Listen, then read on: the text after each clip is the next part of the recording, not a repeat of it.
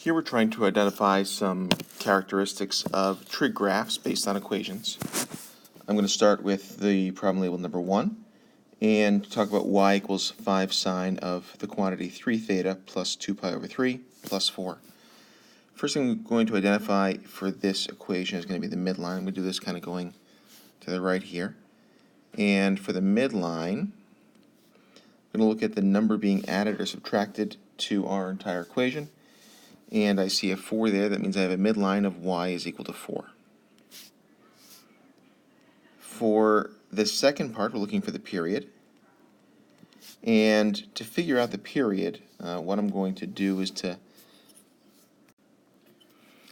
think about what's happening on the inside of my function. And for that, I'm going to take my variable term. So let's talk about this as 3 theta is equal to 2 pi, which is the period for our mother function. When I solve this equation, the theta value is going to tell me what the period will be. The big idea here is that what this number actually is the frequency, and if we can kind of deal with that in terms of that number times the period is equal to 2 pi, we can solve for the period pretty quickly. When I solve this, I get that the period is equal to 2 pi divided by 3.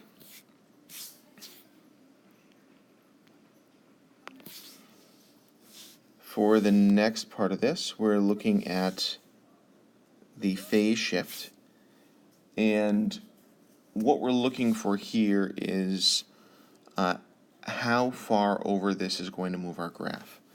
One way for us to begin to think about this would be to take the inside and see what would cause this to become 0. If we set this equal to 0, what we're saying is that the original point would be 0.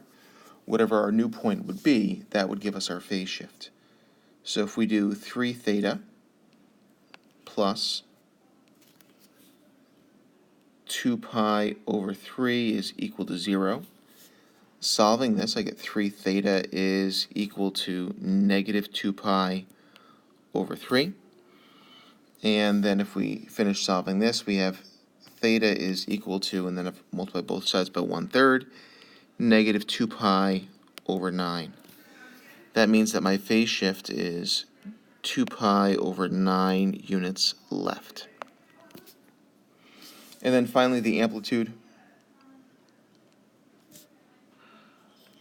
And the amplitude, how far above and below our midline we're going, is going to be governed by whatever this first number is. It's always going to be positive, so in this case we have an amplitude of 5. For our second equation, y equals cosine of theta over 8, we have a lot less stuff going on here.